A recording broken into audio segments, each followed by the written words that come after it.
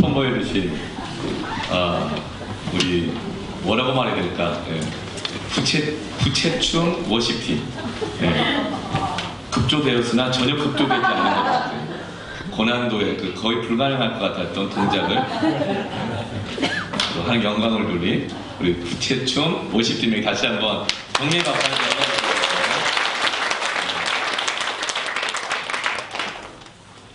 오늘은 복음의 동산교회가 개척한 지 이제 만 3주년이 됐고요.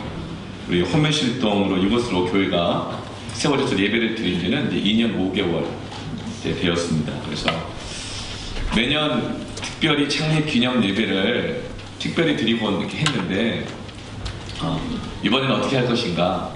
평상시처럼 예배를 드리되 이 패밀리에서 그냥 갈 수 없다. 이 기쁨을, 이 감사를 온몸으로 표현하겠다고 해서 처음에 약간은 의심스러웠으나 도대체 어떻게 할까?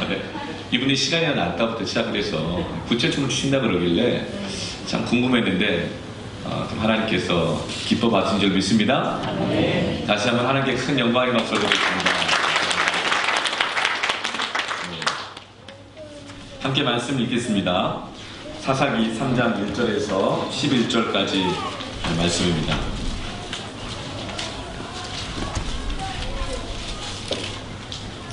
다 함께 읽도록 하겠습니다. 1절부터 11절까지 한 목소리로 함께 읽습니다. 시작.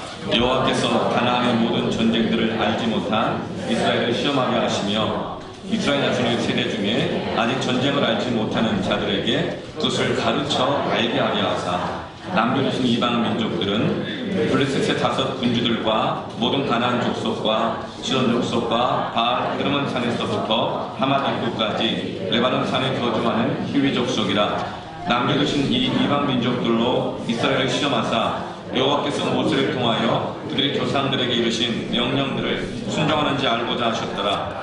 그러므로 이스라엘 자손은 가나안 족속과 헷 족속과 아모리 족속과 브리스 족속과 히위 족속과 여부스 족속 가운데 거주하면서 그들의 딸들을 맞아 아내로 삼으며 자기 딸들을 그들의 아들들에게 주고 또 그들의 신들을 섬겼더라.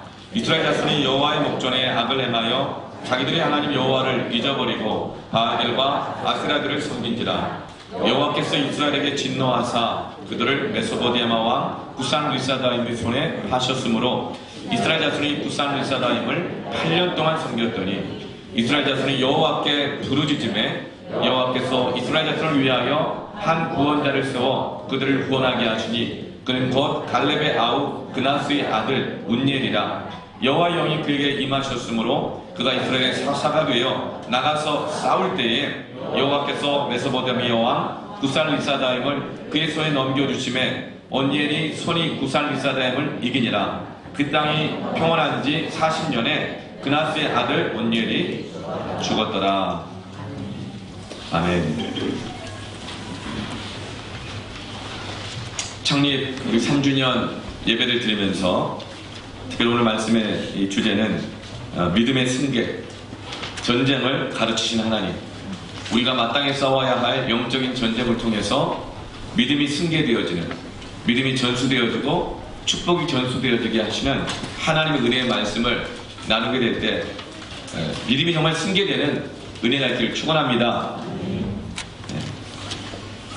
살아있는 것과 죽은 것의 차이점은 많이 있겠지만 특별히 살아있는 것은 죽은 것과의 차이점이 생산적인 변화가 일어납니다.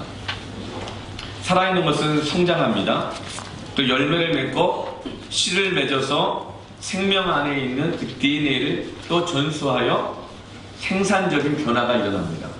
그러나 죽은 것은 변화하되 파괴적인 변화가 일어납니다. 성장하지 않습니다. 마릅니다. 그리고 죽고 썩고 그리고 변질되죠. 이것은 파괴적인 변화입니다. 그래서 더 이상 죽은 것은 생명을 전수하지 못합니다.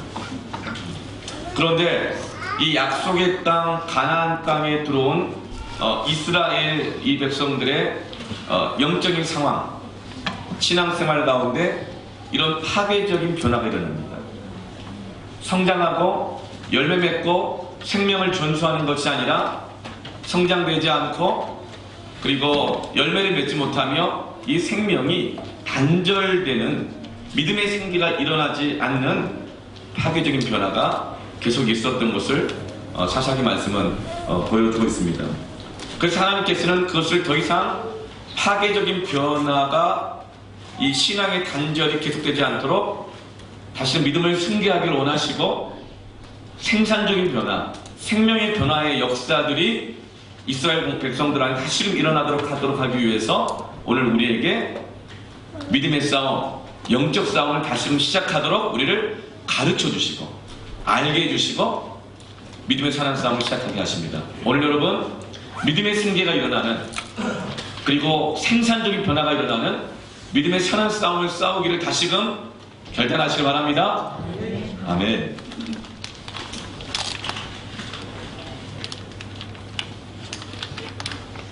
오늘 4월 첫 주입니다. 저는 3년 전에 이 날이 아주 생생하게 기억이 됩니다. 그 준비했던 모든 과정들 아주 생생하게 기억이 되죠. 복음의 빛 동산교회가 이 호메실 지구에 100여 교회, 당시에는 100여 교회가 있었을 그때에 왜 이곳에 또 하나의 교회가 필요할까? 왜 또 하나의 교회가 필요할까? 많은 고민과 기도 가운데 하나님의 선명하신 이 땅에 교회가 세워져야 할 선명한 이유를 발견하게 되었는데 그것은 바로 이 땅에 있는 영적인 심각한 단절을 보여주셨기 때문에 그렇습니다. 오늘 사사기 3장에 나오는 이스라엘 자손들이 여호와를 잊어버렸다고 그랬습니다. 그리고 그들이 가나안의 신들을 섬기기 시작했다는 것이죠. 가나안 땅에 들어온 그 세대들은 하나님을 믿고 있는데 그 다음 세대들이 하나님을 잊어버리고 있다는 것이죠. 몰라요. 그 이유를 그 다음 세대들이 가나안 땅에서 믿음의 싸움을 싸워가야 할 그 영적 전쟁을 알지 못한다는 것이죠. 왜냐하면 그 부모 세대들이 가나안 땅에 들어왔는데 거기서부터 믿음의 선한 싸움을 하지 않고 있는 거예요.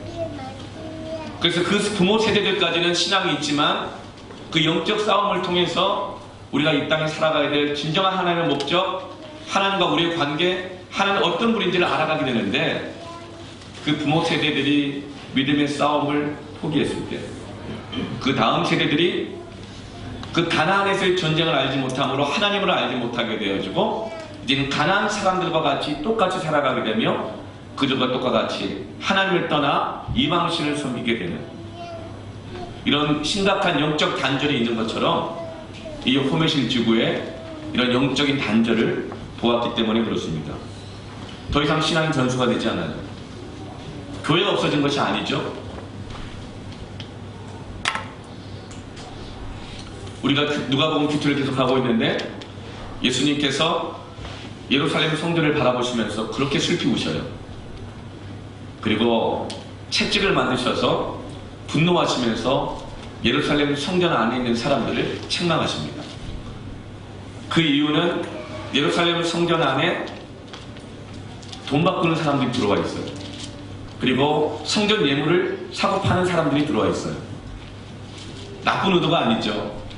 성전 안에서는 아무 돈이나 드릴 수 없어요. 세겔이라고 하는 특별한 화폐로 드려지게 되어 있습니다.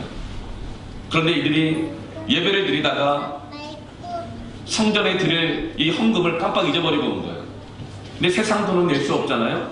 집으로 다시 갈 수도 없고. 그래서 헌금하는 걸 도와주도록 하기 위해서 돈 바꾸는 사람을 성전 안에 드렸습니다. 좋은 의도죠. 그리고 성전에 예물을 드리려고 하는데 소나 양이나 비둘기나 염소를 드리려고 하는데 흠 있는 것들은 드리면 안 돼요. 그런데 제대로 가축을 간수하지 못해가지고 흠이 생겨가지고 못 드리게 되어지자 그 편리를 또 도와주기 위해서 성전 안에서 예물을 사고 파는 그 장사치들이 들어온 것입니다. 헌금 잘 드리자고, 예배 잘 드리자고. 그러다 그때부터 사람들은 이 편리함에 익숙해지기 시작하면서 더 이상 헌금을 준비하지 않습니다. 가면 있는데 뭐. 더 이상 예물을 준비하지 않습니다. 그러면 그 편리함이 그들 안에는 하나님에 대한 예배의 중심을 파괴시키기 시작합니다. 변질되는, 그래서 파괴적인 변화가 일어나게 되는 것이죠. 오늘날 이 부흥의 근원지라고 했던 영국과 종교개혁의 산실인 이 독일과 프랑스 이 모든 것 가운데 유럽에 이런 심각한 영적인 단절이 일어나고 있습니다. 이미 많이 진행됐습니다. 교회들이 술집으로 바뀌어 있고, 교회들이 문화센터로 바뀌어 있고, 교회들이 공연장으로 바뀌어 있고, 교회들이 심지어는 이슬람 사원으로 바뀌어 있습니다. 교회보다 이슬람 사원이 더 많습니다. 그리스도인들보다 이슬람 신자들이 훨씬 더 많이 있습니다. 심각한 영적인 단절이 일어나고 있어요. 종교 개혁이 일어났던 거, 영적 붕이 일어났던 웨슬리, 이런 것들이 전부 다 심각한 영적 단절이 일어나고 있고, 그리스도인들이 3%도 되지 않는 그런 일들이 일어나고 있죠. 그 현상을 보면서 예수님이 예루살렘 성전을 향하여 우십니다. 그 심각한 영적 단절을 보면서 사람들은 말을 해요. 이 아름다운 성전을 보세요. 왜 무너집니까? 저 아름다운 건물을 보십시오. 이 건물을 보십시오. 이거 제가 있고요. 이거 제가 있고요. 안 무너집니다. 왜 무너집니까? 예수님이 슬퍼하십니다. 돌 위에 돌 하나도 남기지 않고 무너진다. 그리고 성전 안에 들어와 있는, 정말 성전을 무너뜨리는, 예배를 무너뜨리는 사람의 편리주의, 그것을 향해 예수님은 책망하시고 분노하시죠. 그리고 이렇게 말씀하십니다. 이방인의 때가 찼기까지 이 성전이 이방인에게 짓밟힙니다. 그리고 그 이후 약 40여 년이 지난 다음에 실제로 로마에 의해서 예루살렘 성전이 돌 위에 돌 하나 남기지 않고 그들이 그렇게 자랑했던 그 성전이 파괴되고 맙니다. 나중에 십자가 운동을 통해서 그 예루살렘 성전을 그렇게 회복해 보려고 했지만 결국 회복되지 않고 말씀 그대로 예루살렘 성전 위에 이슬람 사원 모스크가 세워져 있습니다. 1967년도에 이스라엘은 다 함께 모여가지고 다시 예루살렘을 회복하자고 해서 7일 전쟁을 통해 300만 밖에 되지 않았던 이스라엘이 1억이 넘는 이집트와 함께 전쟁을 하지만 제공권을 장악하고 7일 만에 이집트를 이기면서 동예루살렘과 서예루살렘을 회복해요. 그러나 예루살렘 성전을 회복하지 못합니다. 왜요? 말씀이 기록되어 있잖아요. 이방인의 때가 차기까지 이방인에게 짓밟혀 있으리라. 이방인의 때가 뭐예요? 땅끝까지 이르러서 복음이 증거되어지고 교회 안에 예배가 정말 회복되어지고 만민이 기도하는 집이 되는, 정말 하나님의 뜻하신 교회 그 목적이 온전히 이루어지기 전까지는 이방인에게 짓밟혀 있으리라. 그래서 지금도 유대인들은 예루살렘 성전의 벽을 바라보면서 예루살렘 성전이 다시 회복되기를, 그 수치가 지나가기를 울면서 기도하는 것을 바로 통곡의 벽이라고 하잖아요. 아직도 예루살렘 성전은 다 무너지고 이슬람 사원이 거기에 세워져 있습니다. 어느 때까지요? 이방인의 때가 차기까지. 지금 이스라엘은, 예루살렘은 심각한 영적인 단절의 현상을 겪고 있습니다. 하나님께서 이 호메실 지구에 수많은 교회들이 있지만 또다시 우리에게 교회를 세우게 하신 것은 이 영적인 단절을 보게 하셨기 때문입니다. 교회가 없어진 게 아니에요. 교회들이 다 있어요. 그러나 새벽 기도가 거의 다 없어졌고 있습니다. 건물은 있는데 상가냐, 단독 건물이냐, 지하냐, 지상이냐가 중요한 게 아니라 건물들은 다 있고 심지어는 지금 교회가 120개가 되었지만 건물은 늘어나고 있지만 새벽 기도는 없어졌고 있습니다. 금요초등학교 하는 우리 교회들 수요 영성 집회하는 교회 찾기 큽니다.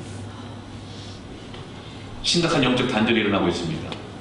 5, 6년 전만 해도 모 교회는 성도가 3, 400명이고 작년이 주일학교가 200명이었는데 5, 6년 지난 지금 50명도 모이지 않습니다. 왜요? 가나안 땅에 들어와서 믿음의 세대들이 믿음의 싸움을 포기하는 거예요. 그의 삶의 목적이 그 땅에 거주하는 것이 되는 거예요. 편안함을 추구하는 거죠.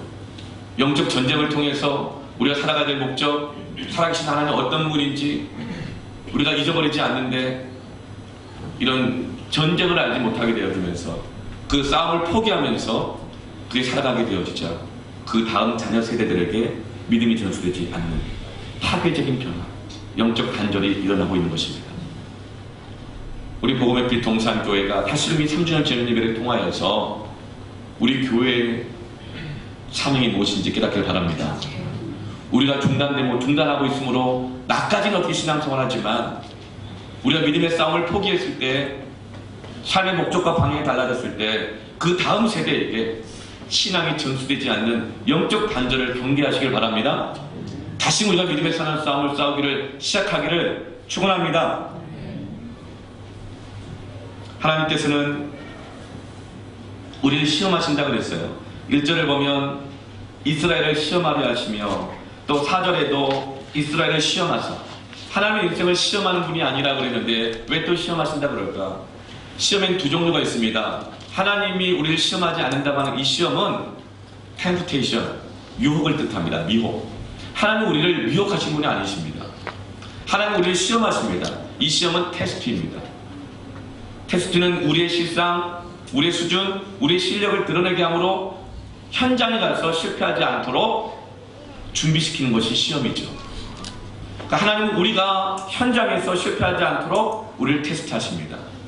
우리 실제 위치를 보게 하시고 우리가 어떻게 살아야 될지, 무엇을 준비해야 될지 우리를 준비시키시는 하나님이십니다.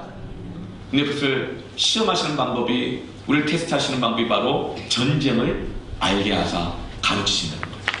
다시 너희가 믿음의 싸움을 싸우기 시작함으로 너희들 안에 있는 파괴적인 변화가 그쳐지고 생산적인 변화가 일어나며 신앙이, 믿음이, 하나님의 능력과 축복이 하나님을 전수하기를 원하는 것입니다. 그런데 이 싸움을 가르치실 때 하나님이 가장 먼저 가르치시는 것이 무엇이죠? 그것은 싸움의 대상을 분명하게 가르쳐 주십니다. 이 최전방과 후방 군대의 특징이 있다고 해요. 후방으로 갈수록 군기가 좀 약합니다. 그래서 심지어는 뭐 당나라 군대다. 난 말까지 듣는데 그 차이가 뭘까요? 전방은요, 최전방은 싸움의 대상이 분명합니다. 그럼 후방은요, 싸움의 대상이 불분명해요. 그래서 건방 가지고 싸워요. 너 표정이 왜 그러냐? 아까 싸웁니다. 네. 아주 자질구레한 것으로 싸워요. 제가 비교적 후방에서 군생활을 했잖아요. 그러나 영적으로는 최전방이었지만 후방에서 군생활을 했어요. 새벽 1시에 갑자기 빵빠르다고 이렇게 하면 딱 깨우는 거예요. 팬티만 입혀가지고 구축은 연병장에 1월달에 칼바람 맞으며 세우면서 아무 설명하지 않고 1시간을 얼차례를 굴리는 거예요. 바다에 구르고 뛰고 토끼띠 머리 박아서 그래가지고 막 하는 거예요. 그래서 1시간 만에 그 이유를 설명해 주는 거예요. 왜 내 그 구정특식 안 챙겨놨냐고. 몰랐어요. 그게 1시간 동안이냐고. 자면 좀 얼차례 시킬 일이었나? 뭐냐면 이분이 그 병장께서 파견을 잠깐 갔다 왔는데 깜빡 잊고 안 챙겨놓은 거예요. 너희들이 나를 무시했다고 저렇게 나를 뭘로 모르냐. 1시간 동안. 후방의 특징은 싸움의 대상을 분명하게 모릅니다. 자질구레하고 싸웁니다. 그러나 최전방은 싸움의 대상이 분명합니다. 사족이 없습니다. 여러분, 우리 싸움의 대상 분명하게 알기를 바랍니다. 이스라엘 백성들은 가나안 땅에 들어와서 맡게 된 땅에서 하나님께서 이루기 위해서 믿음의 싸움을 싸워나가야 되는데, 그들은 싸움의 대상과 함께 그들 안에 거주하면서 그들과 함께 화친하면서 함께 살아가고자 했습니다. 여러분, 영적 싸움에 있어서는요, 우리가 사랑해야 될 대상인지 싸워야 될 대상인지를 구별하시길 바랍니다. 사랑이라고 다 사랑이 아닙니다. 사랑이라고 다 사랑이 아니에요. 사랑하지 말아야 될 대상을 사랑하는 것 좋으니까? 아니요. 무서운 영적 단절이 일어납니다. 여러분, 대상을 구별하시길 바랍니다. 네. 부모 세대가 싸움의 대상을 구별하지 않으면 그 다음 세대는 하나님을 알지 못합니다.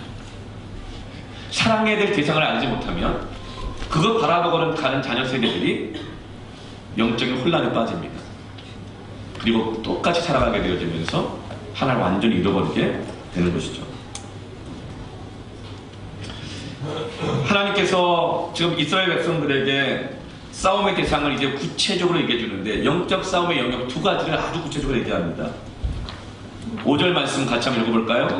시작. 그러므로 이스라엘 자손은 가나안 족속과 헷 족속과 아모리 족속과 브리스 족속과 히위 족속과 여보스 족속 가운데 거주하면서, 첫 번째 문제는 우리의 영적 싸움의 이 대상은 거주의 문제입니다.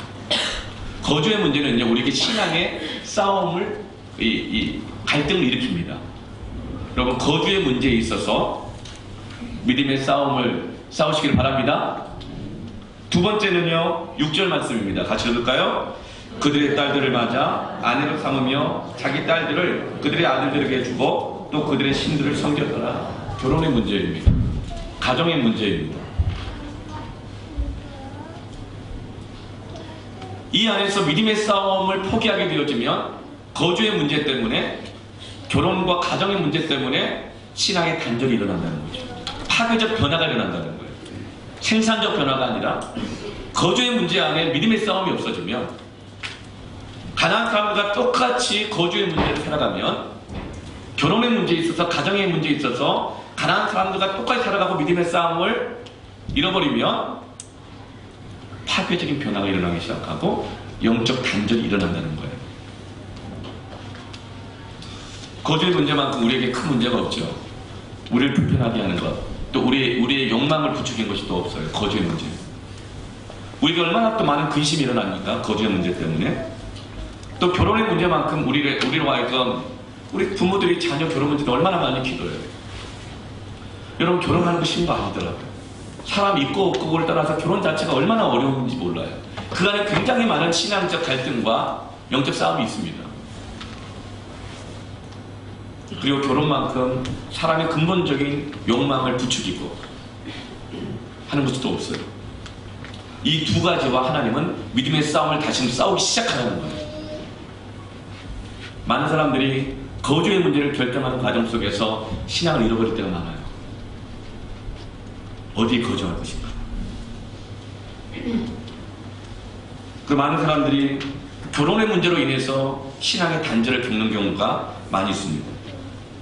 이사하면서 살 것 정할 때 그 안에 믿음의 싸움이 없어요. 세상 사람들 똑같은 기준과 방법으로 살아가는 거죠. 그러면서 신앙이 점점 변하기 시작합니다.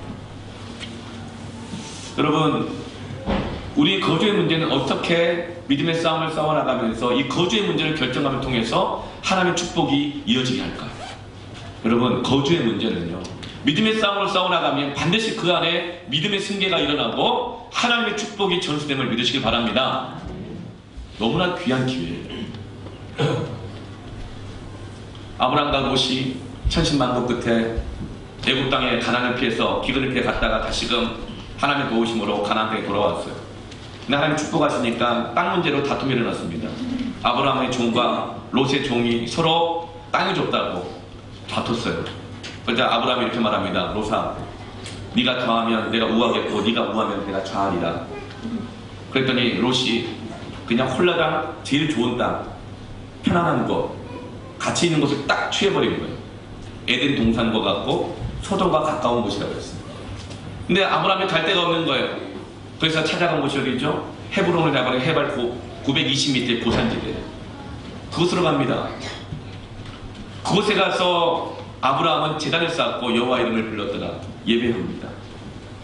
롯은 그의 거주의 선택의 기준이 무엇이죠? 세상과 같고 에덴 동산과 같고 편안하고 가치 있고 자신의 삶의 만족을 추구하는 것이죠. 그것 자체가 뭐가 나쁘겠습니까? 그래 추구했어요. 그러나 아브라함은 어디를 가든지 여호와의 제단을 쌓고 여호와 이름을 불렀더라. 아브라함의 거주의 선택의 가장 핵심의 기준은 뭐였냐면 하나님이었습니다. 내가 어디 살든지 하나님과 관계가 끊어지면 소망 없다. 그럼 내가 어디 있든지 하나님과 관계가 이루어져 있으면 나는 여기서 하나님의 역사를 경험하고 산다. 아멘. 그런데 롯이 소돔 땅 가서 잘 살 줄 알았다가 오늘 말씀을 보면 여호와를 잊어버린 이 이스라엘 자손들이 생각지도 못한 적을 만나죠. 가나안과 화친해서 살면서 편안할 줄 알았어요. 그래서 가나안 사람들과 화평하고 살았어요. 그런데 생각지도 못한 메소포타미아의 구산 리사다임 왕을 들어서셔가지고 이스라엘을 고통 가운데 8년의 고통을 겪게 하십니다. 이 구산 리사다임은 원래 왕의 이름이 아니고요, 그 왕의 별명이에요. 그 뜻이 뭐죠? 배나 악한 자라는 뜻입니다. 여기서 타협해가지고 좀 편해질 줄 알았어요. 편해졌어요. 그런데 생각지 못한 구산 리사다임을 만나는 겁니다. 동물의 왕국 같은 양육 방식에 여기에서 어떻게 좀 적응하고 살고 이 어려움을 피했어요. 그런데 갑자기 쥐라기 공원이 펼쳐집니다. 마징가 제트와 화친하고 피했더니 그레이트 마징가가 나타납니다. 그래서 그들이 8년 동안 고통하다가 버티다가 8년 만에 여호와께 부르짖습니다. 그때 하나님이 사사 온니엘을 통해 쓰시죠. 롯이 소돔 땅으로 들어가 살았어요. 좋은 땅을 취했죠. 그런데 갑자기 가나안 땅에 전쟁이 일어나면서 롯이 가지고 있던 모든 것을 빼앗기고 포로로 잡혀가더라고요. 그걸 보고 헤브론에서 예배하며 살았던 아브라함, 전혀 축복받지 못할 것 같은 땅이었지만 하나님이 축복하셔서 그 종 300을 데리고 그 배은망덕한 롯을 구출하러 들어갑니다. 목숨 걸고 구하러 가요. 그 롯을 건져옵니다. 그래 나중에 아브라함의 기도가 나오죠. 하나님이 소돔을 멸망시키려고 그래요. 그런데 아브라함이 막습니다. 하나님 안 됩니다. 의인 50명만 있으면 소돔을 멸망시키지 않겠습니까? 좋다, 50명 구해봐라. 근데 아브라함이 왜 이렇게 하나님 앞에 막았을까요? 롯이 다시 그 소돔 땅 안에 거해서 살고 있거든요. 또 글로 가서 사는 거예요. 하나님 잊어버리고. 롯은 여전히 그 중심이 선택이 바뀌지 않고 있는 거예요. 아브라함이 다시 얘기를 합니다. 하나님 40명 있으면 롯 살려주시겠습니까? 구해봐라. 40명 못 찾는 거예요. 30명 있으면 소돔 멸망시키지 않겠습니까? 롯을 살려야 되지 않겠습니까? 구해봐라. 또 못 찾아요. 20명, 10명까지 또 없어요. 아브라함이 더 이상 소망이 없자 롯을 찾아가서 말하면 하나님이 이 땅을 심판하신다. 빨리 나와야 된다. 빨리 나와야 된다. 거기 있으면 안 된다. 빨리 나와야 한다. 그래도 롯이 양다리를 그나마 걸치고 있었어요. 네. 그래서 이쪽 다리 걸치고 있었던 발을 하나님께로 뗍니다. 옮기죠. 탈출에 빠져나옵니다. 그런데 그 안에 롯의 안에는 그 소돔 땅에 두고 온 것을 미련을 버리지 못하여 돌아보다가 소금 기둥이 되어버리고 말죠. 거주의 문제를 통해서 하나님은 우리에게 축복하기를 원하십니다. 믿으십시오. 믿음의 싸움을 싸우시길 바랍니다. 편리함이 아닌 거예요. 미래의 가능성, 재테크가 아닌 겁니다. 우리는 미래에 거주할 그것을 위해서 오늘 나의 삶 가운데 예배를 잃어버리고 하나님을 희생할 때가 얼마나 많은 거예요. 그래서 그때는 어느 정도 타협을 이루며 유지가 되고 안정되는 것 같지만 갑자기 구산 리사다임을 만납니다. 그때 우리는 하나님께 부르짖죠. 그러나 그것마저도 은혜인 것은, 양다리 신앙마저도 은혜인 것은 하나님의 기회의 때가 있는 줄 믿습니다. 여호수아 이렇게 얘기하잖아요. 오늘날 나와 내 집은 여호와만을 섬기기로 결단했노라. 어느 때까지 너희가 머뭇머뭇거리겠느냐. 오늘날 결정하라. 양다리 신앙이었다 할지라도 다시금 여호와께 부르짖고 우리 거주의 문제에 있어서 하나님 중심으로 선택해 나가는 믿음의 선한 싸움을 싸우시길 바랍니다. 그럼 그것이 헤브론이어도 하나님이 세상을 살리는 구출하게 하시는 축복을 받을 줄로 믿습니다. 이게 믿음의 선한 싸움이라는 거예요. 부모의 세대가 거주의 문제를 선택할 때 믿음의 선한 싸움을 싸우기 시작하잖아요. 잘못된 배웁니다. 아, 저렇게 결정하는구나. 아, 저렇게 살아가는 것이구나. 믿음이 승계됩니다. 할렐루야. 많은 사람들이 결혼 준비하다가 신앙의 단절을 겪습니다. 참 결혼 준비 힘들더라고요. 저도 결혼 준비할 때 결혼하신 분들은요 무조건 존경스러웠어요. 얼마나 힘든 일이었는지. 결혼을 준비하다가 두려움에 쌓이고 욕심에 붙잡히고 염려에 붙잡히고 어둠에 처할 때가 얼마나 많은지 몰라요. 요즘 정말 결혼하기 얼마나 힘든 세대입니까? 그런데 그렇게 어렵게 결혼을 하고 나서 신앙의 단절을 겪는 경우 얼마나 많은지 몰라요. 파괴적인 변화가 일어나요. 여러분, 애 키우는 거 얼마나 힘들어요. 애 키우다가 결혼 안 해서 자녀 결혼시킬 때 파괴적인 변화가 일어나요. 그때로 믿음의 싸움을 싸우시길 바랍니다. 그때 놀랍게 그 어려운 결혼이라는 어려움을 통해 축복이 전수됩니다. 하나님의 축복이 나타납니다. 지금 이걸 말씀하시고, 그래, 하나님은 너희들의 축복을 전수해 주길 원하는데 그것을 단절시킨 것이 있다. 다시금 믿음의 싸움을 거주의 문제에서, 결혼의 문제에 있어서 싸우기 시작하여라. 하나님께서 축복을 전수하십니다. 이 비밀을 깨닫기를 축원합니다. 우리 일부 예배를 드리는데 참 놀라운 거는 애기 엄마들이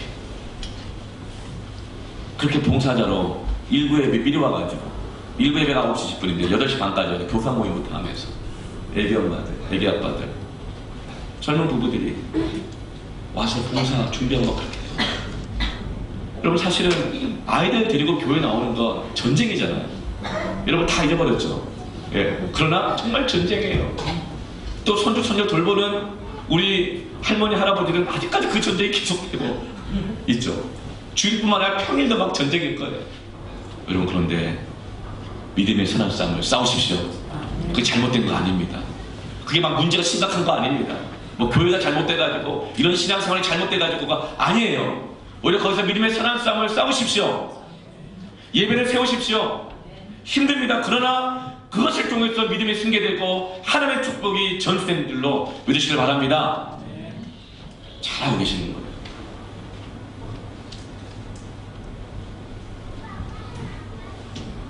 독수리가 새끼를 낳으면 절벽 둥지에다가, 높은 절벽 둥지에다가 둥지를 만듭니다. 나뭇가지들을 막 꺾고 오고 해서, 꺾으면 어떻게 돼요? 나뭇가지 끝이 뾰족뾰족해지잖아요. 그럼 거기다가 나뭇가지로 만든 둥지에다가는 아이를 낳을 수 없어요. 참, 저도 그런 경험했지만 아이를 낳을 때가 됐는데 갈 집이 없을 때 정말 가시방석 같고 얼마나 힘든지 몰라요, 마음이. 그죠? 절박하게 기도하게 되고 부르짖게 되죠. 집은 있지만 애를 키울 만한 집이 안 되는 거예요. 상황이 안 되는 거예요. 이것저것 가시들이 찌르고 꺾어온 재료들이 막 찌르는 거예요. 그래서 어미 독수리가 사냥을 합니다. 작은 새들을 잡아오고 들쥐를 잡아오면 그 가죽을 벗기고 털을 벗겨서 그 둥지에다가 편안하게 만듭니다. 그래서 새끼를 기르죠. 그런데 새끼가 어느 정도 자라잖아요. 그럼 갑자기 어느 날 푹신한 이불들 다 걷어버립니다. 그럼 새끼들이 어때요? 여기저기 막 찌르니까 불편해가지고 못 사는 거예요. 그래서 도저히 못 살겠다, 답답하다, 힘들다 그러면서 둥지를 벗어납니다. 그러다 떨어져요. 떨어지면 어떻게 되겠어요? 날개를 퍼덕퍼덕거리면서 살려주세요 그러잖아요. 그럼 그때 아빠 독수리가 내려가서 그 떨어지는 새끼 독수리 딱 바다가 올립니다. 그리고 어떻게 하죠? 또 다시 그 둥지에 놓습니다. 그 새끼도 어떻게 돼요? 또 찌르니까 불편하니까 왜 이렇게 불편하게 하는 거예요? 왜 힘들게 하는 거예요? 하면서 둥지를 벗어나다 또 떨어지면서 날개를 퍼덕거리며 허공과 바람과 맞서 싸웁니다. 그럼 또 죽기 전에 또 부르짖으면 새끼를 들여다 또 어디 갖다 놓죠? 또 둥지로 갖다 놔요. 그럼 또 벗어나려고 하다가 날개리다가 싸우다가 언제까지요? 이 새끼 독수리가 날 때까지. 아멘. 네. 그래서 태풍이 올 때 유일하게 나는 새가 독수리예요. 독수리는요, 태풍이 올 때 날 수 있대요. 그 태풍의 거센 기류를 타면서 날아갑니다. 그리고 이 독수리는 그 바람과 맞서 싸우며, 거주의 문제에 맞서 싸우며 신앙을 기를 때 그는 비로소 자기가 비둘기가 아니라 하늘을 나는 독수리라는 것을 알게 되는 거죠. 여러분, 거주의 문제에 있어서 믿음의 싸움을 싸우십시오. 하나님이 우리의 인생을 책임지시고 자신 내가 기르는 것 아니라 하나님이 길러주시는 것, 무엇보다 중요한 것 믿음이라는 것 알게 하실 것입니다. 오늘 그것이 하나님의 마음이에요. 하나님은 이스라엘 종되었던 곳에서 살리시고 구출하시고 가나안에서 40년 동안 그 변덕스럽고 짜증 잘 내고 원망 많이 하는 이스라엘 백성을 40년간 참아가면서 하루도 안 빼주고 아침 다 챙겨주시면서 신발이 헤어지지 않고 옷이 헤어지지 않도록 먹이시고 입히시고 신기시면서 40년을 견디시고 사랑으로 가나안까지 이끌어 오셨습니다. 여러분, 지금의 자리에 올 때까지 쉬웠던 분이 있어요? 아무도 없어요. 그리고 가나안 땅에 들어와서 31명과의 왕과의 싸워서 이기게 하시고 이제 12지파들이 각각의 지역을 배치하시면서 이제 남아있는 그 지역의 잔존 세력들을 물리치고 이 땅을 죄악으로 음란으로 우상으로 가득한 이 땅 가운데 하나님의 예배를 세우고 하나님의 거룩한 나라와 공동체와 가정을 세우라는 그 사명을 주셨습니다. 그런데 이들이 여러 족속들 사이에서 거주하면서 편리주의가 그들 안에 들어오면서 그의 삶의 목적이 편리함이 되어가면서 파괴적인 변화가 일어나게 되어지고 이제 그 다음 자녀 세대들이 하나님을 잊어버리게 되어지죠. 이것이 비단 오늘 이 사건만이 아니라 창세기 때부터 나타나죠. 창세기 6장에 하나님이 처음으로 인생을 지으신 것을 후회하셨다고 했어요. 그리고 홍수 심판으로 다 쓸어버리고 노아를 통해서만 시작하겠다고 하셨어요. 그 이유가 세상의 죄악이 관영해졌습니다. 이 세상의 죄악이 관영해져서 하나님의 홍수 심판을 불러일으킬 수밖에 없을 만큼 너무 더러우면 청소해야 되잖아요. 그 죄악이 관영해진 이유가 뭔가? 바로 그 앞에 이렇게 나와 있어요. 하나님의 아들들이 사람의 딸들의 아름다움을 보고 취하리라. 이 아름다움이란 뭐냐면요, 성적인 유혹을 뜻합니다. 오늘 이 시대에 애인 없는 사람은 바보란 말이 이미 한 10여 년 전부터 있었잖아요. 남자든 여자든 사랑의 대상과 싸워야 될 대상을 구별하지 않는 거예요. 왜요? 좋으니까, 사랑하니까, 내가 외로우니까. 여러분, 그럴 때 그 가정 안에는 심각한 영적인 파괴가 일어납니다. 단절이 일어납니다.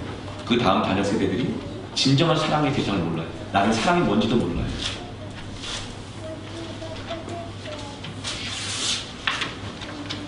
열왕기상 11장 말씀 보면 가장 지혜로웠던 왕이 솔로몬이잖아요. 이 지혜란 뜻은 듣는 귀란 뜻이에요. 하나님의 말씀을 듣고 순종할 수 있는 그 마음이 지혜인 거죠. 참 솔로몬은 지혜로웠어요. 그 모든 부귀와 영광과 하나님의 축복을 다 받아들였습니다.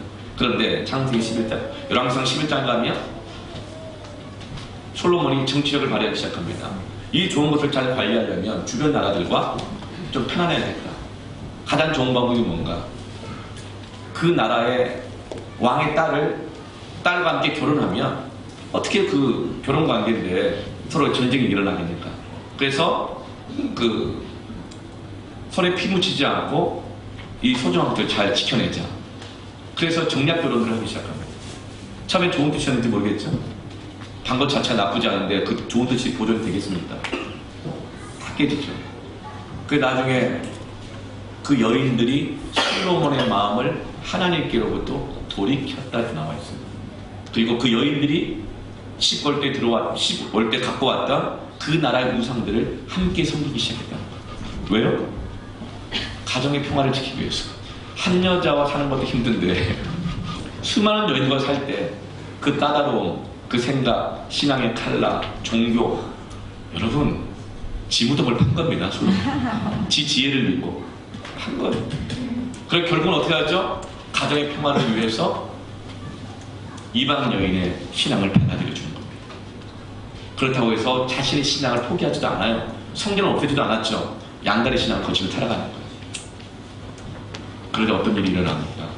하나님이 진노하세요. 이렇게 말합니다. 나는 너의 아버지 다윗과의 언약을 기억하여 너에게는 심판하지 않겠다. 왜죠? 축복은 승계되는데 다윗의 신앙을 통해서 솔로몬까지 그 축복이 승계되는 거예요. 그러나 너의 아들 때에는 축복이 끊어지고 심판이 있을 것이다. 그리고 솔로몬 이후에 이스라엘은 남유다와 북이스라엘로 나눠집니다. 르호보암과 여로보암과 아들들이 신하들이 반역하기 시작합니다. 결국은 솔로몬 이후에 나라가 분열되고 나중에 아수르에게 다 포로로 잡혀가고 바벨론으로 포로로 잡혀가고 그리고 예루살렘 성전까지도 다 무너지게 되는 겁니다. 그리고 나중에 에스라와 느헤미야를 통해서 두 번째 성전이 재건됐죠. 그 재건된 성전에서 신앙생활을 계속했는데 나중에 헤로드 왕이 사람들에게 자기가 인기를 좀 얻고 좋은 평판을 얻기 위해서 성전을 더 아름답게 확장하고 꾸밉니다. 그러나 그 안에 인간의 편리주의가 다 들어오기 시작한 것이죠. 그 성전을 바라보면서 예수님이 이 성전이 무너진 것이다. 그리고 40여 년 후에 그 성전은 완전히 무너지게 되고 지금까지도 그 성전 위에 이슬람 사원이 서 있는 것이죠. 영적인 단절이 일어나고 있는 것. 여러분, 거주의 문제, 결혼의 문제에 있어서, 가정생활에 있어서 신앙의 단절이 일어나지 않도록 믿음의 싸움을 싸우십시오. 전쟁을 알게 하시고 가르치신다 그랬어요. 그 싸움이 끝나는 순간, 우리가 이 땅 가운데 거주하는 것이 우리의 목적이 되는 순간 우리의 파괴적인 변화를 겪고 축복이 단절됩니다. 믿음의 승계가 단절되는 것이죠. 하나님 그냥 두지 않죠. 8절에 사랑하시니까 그 양다리 신앙을 결정하도록 하기 위해서 메소포타미아 부산 리사다임을 들어쓰셔서 이스라엘을 공격하십니다. 전쟁을 하게 하세요. 그들이 전쟁 안 하니까 전쟁터에 그냥 끌어들이시는 겁니다.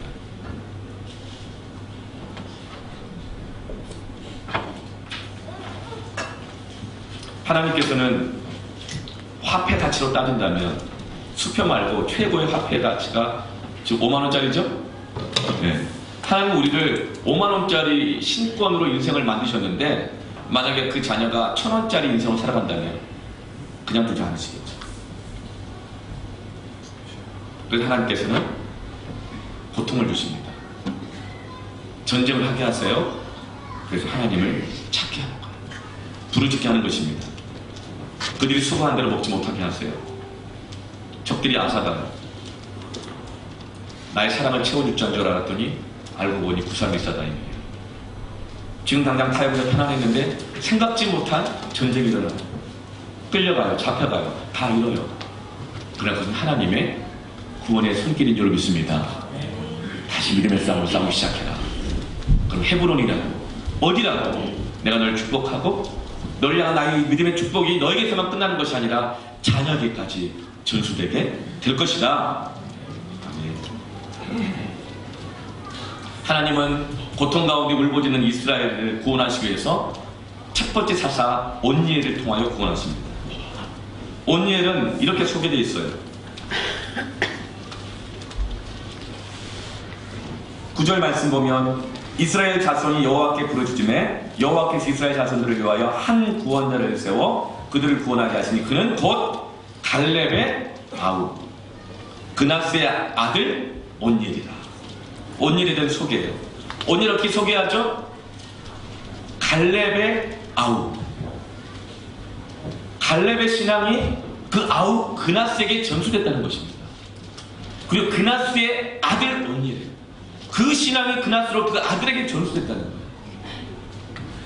하나님은 갈렙에게 주셨던 그 신앙 믿음의 싸움이 동생에게 전수된 걸 보시고 그 동생에게 주어진 그 갈렙의 영성이 그 아들 온니엘에게 전수된 걸 보시면서 그 온니엘을 통하여 이스라엘을 구원하십니다. 갈렙이 어떤 사람이에요? 갈렙은 유다 지파죠?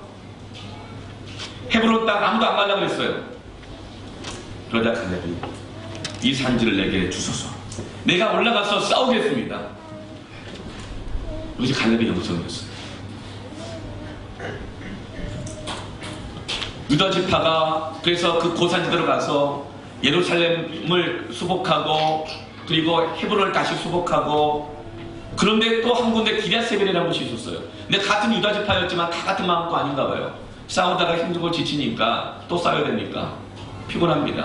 그리고 이 땅은 좀 어렵습니다. 아무도 안 났을 때 누가 가랴라고 갈렙이 물어봤을 때 갈렙의 동생 그나스의 아들인 온니엘이 제가 가서 싸우겠습니다. 이렇게 말을 했을 때 기랴세벨을 또다시 정복하게 된 거예요. 이 온니엘은 누구죠?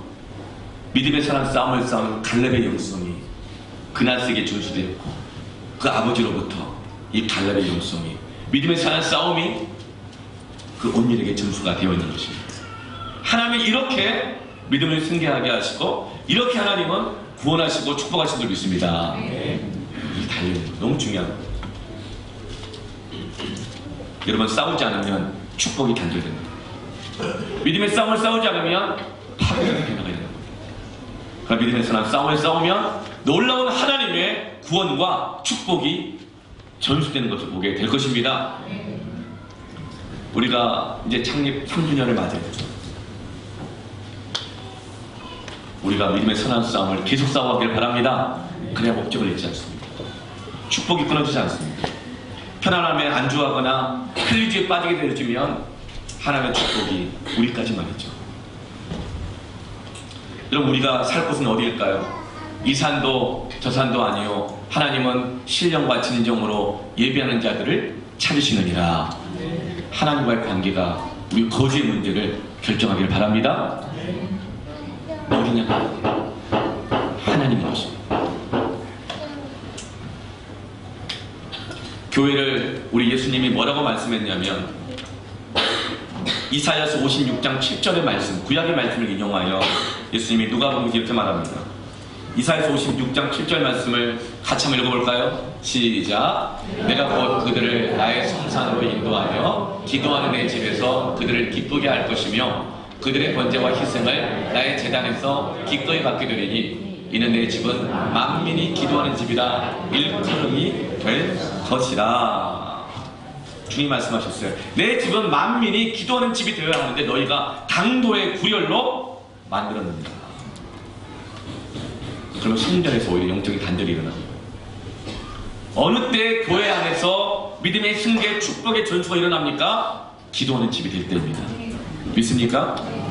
기도하는 집이 될 때 제단에서 기꺼이 받게 되리니 기도는요 우리의 존재 목적을 분명하게 알게 합니다. 그러나 기도하지 않으면 우리가 존재하는 목적이 무엇인지 몰라요. 교회가 무엇인지 모르게 되어져요. 신앙생활이 뭔지 모르게 되어집니다. 가나안 땅에서 거주하며 사는 것이 그들의 목적인 줄 알아요. 교회가 기도할 때, 성도가 기도할 때 우리 삶의 목적이 분명해질 줄 믿습니다. 교회는 만민이 기도한 집이라고 했어요. Pray for all nations. 모든 민족, 모든 족속들이 하나님과의 관계가 회복되고 하나님을 예배하게 하는 것이 바로 교회라는 거예요. 그런데 이 믿음이, 이 신앙이 나 밖으로 전수가 되지 않아요. 딱 나만. 그러니까 이 믿음이 나에게서 자녀들에게도 예루살렘에서 사마리아로 온 유대로 땅끝까지 선교적으로 전수가 될 줄 믿습니다. 전도의 역사로 전수가 될 줄 믿습니다. 그렇게 그 과정을 통해서 믿음의 선한 싸움을 통해서 저마다 복음을 믿고 하나님을 알게 될 뿐만 아니라 자신들의 삶의 목적을 세상 가운데 잃어버리지 않고 알게 되어질 것이고 하나님의 축복이 전수되어야 되는 은혜를 누리게 될 것입니다. 우리가 포기하고 있는 믿음의 싸움이 무엇인가를 봐야죠. 다시 시작하면 축복이 승계됩니다. 할렐루야. 믿음의 싸움은 여러분 먼저 기도로 시작하시길 바랍니다. 결혼의 문제, 가정에서의 자녀의 문제, 부모가 기도로 싸워야 합니다. 한국교회 주여 삼창 부르짖는 기도 가장 핵심은 뭐였죠? 부모들이 자녀의 인생을 걸고 하나님께 기도로 싸웠어요. 근데 지금 부모들이 안 그런 사람이 많은지 어떤지 자녀의 인생을 내가 돈 벌어다 주고 집으로 해결하고 과외시켜주면 되는 줄 알아요. 그러나 그 싸움을 싸우는 동안 그게 나쁜 게 아니죠. 그러나 그 싸움을 싸우는 동안 믿음의 싸움을 잃어버리고 거주의 문제, 결혼의 문제가 나의 우상이 되어버리게 되어지면 오히려 축복의 근원이 되시는 하나님이 단절되는 거예요. 다시금 여러분, 우리 부모들이요, 믿음의 선배들이요, 기도로 싸워 나가시길 바랍니다. 이게 시작돼야 되는 거예요. 금요일 토요일 1박 2일에 비전 캠프 조명을 다녀왔어요. 8주간 동안 아주 빡센 훈련을 받았습니다. 실제로 어떤 분은 코피도 흘리시고 막 그랬어요. 안 하던 걸 하니까 힘든 거죠. 원래 그게 힘든 게 아니라 사람이 안 하던 일을 하면 힘든 거예요. 근육도 안 하던 일을 하면은 낯선 근육이 움직이니까 힘든 거지, 그 일이 힘들어서만 힘든 게 아니에요. 안 하던 일을 하니까 막 힘들어요. 말씀 암송해야 되죠. 매일 큐티해야 되죠. 기도해야 되죠. 네. 그래서 뭐 어떤 분 코피도 흘리고 막 그래요. 네. 그럼 참 은혜가 많았어요. 네. 그리고 이제 1박 2일로 부산으로 졸업여행을 다녀오기로 했습니다. 그래서 이제 결정했죠. 금요일 오후 4시에 출발해가지고 도착지는 부산 수영로 교회 철학기도회가 도착지였어요. 4시에 출발해서 중간에 한 번 쉬고 화장실도 못 갈 정도로 급하게 길 가면서 대충 그 휴게소 다 빼우고 가자마자 예, 차가 좀 막혀가지고 10시 다 돼서 거의 도착을 했는데, 네. 그날은 이 수영로교회 철학기도회는 한 달에 한 번 있는 밤샘 철학기도인 거예요. 저녁 9시 시작해서 새벽 4시까지 그 새벽 기도를 맞이하는 거예요. 수영로교회가 뭐 성도가 한 3만여 명 출석한다 그래요. 아무리 3만여 명이라 그래봐야 요즘 철학기도도 어려운데 밤샘 철학기도에 얼마나 나올까. 매주 금요일마다 철학기도가 있지만 하필 우리가 가는 그날은 밤샘 철학기도. 하나님 예배하신 믿음이 있습니다. 갈 때 계속 믿음의 싸움이 일어나는 거예요. 어차피 제 시간에도 못 도착할 것 같은데 기도나 되겠나? 그러면 자꾸 제가 생각하는 거예요. 그리고 우리 삼기민이 어떤 생각하고 있을까? 은근히 어떤 분이 물어봐요. 있는데 좀 피곤한데 부산 밤에 야경이 뭐 이런 얘기 들어가시고 갈등만 계속 일어나요. 그리고 믿음의 선한 싸움입니다. 근데 내가 지난주에 설교하지 않았느냐. 늦게 와도 가리고 앞으로 오라고 싸우자. 그러면서 이제 도착하자마자 철학기도 갔어요. 갔더니 제가 놀랐어요. 5,000명이 넘게 모였더라고요. 5,000명 숫자 많아서만이 아니에요.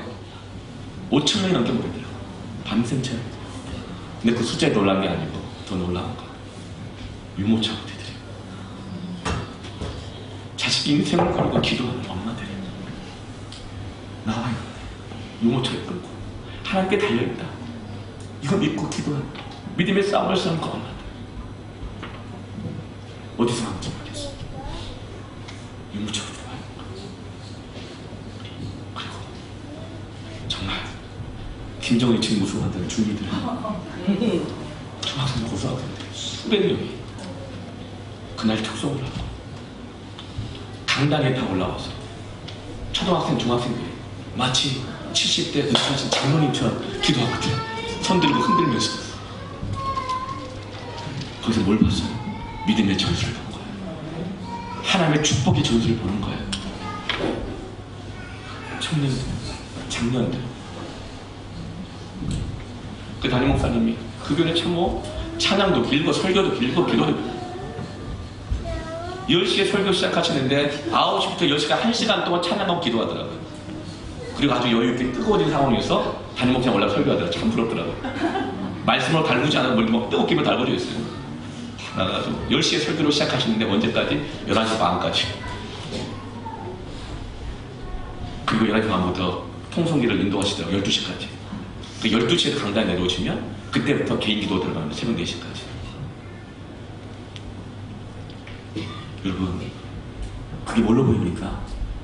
믿음의 선한 싸움으로 보이는 거예요. 아브라함으로 보이더라고요. 아브라함. 헤브론에 올라가서 거주할 것을 잃고 불편한 곳에 있지만 하나님께 달릴 땅을 믿고 헤브론에 올라가서 제단을 쌓고 여호와의 이름을 부르짖는 다 아브라함의 후예들로 보이는 줄을 믿습니다. 아멘. 하나님의 축복하시죠. 믿음의 승리가 일어나는 것이죠. 이런 믿음의 선한 싸움을 싸우시기를 바랍니다.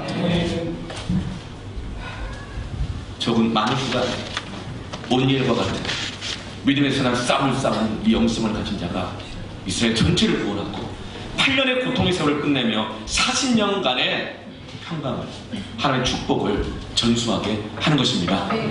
여러분, 우리가 온니엘과 같은 부모가 됩시다. 온니엘 같은 믿음의 선배가 됩시다. 온예와 같은 교회가 될 수 있다.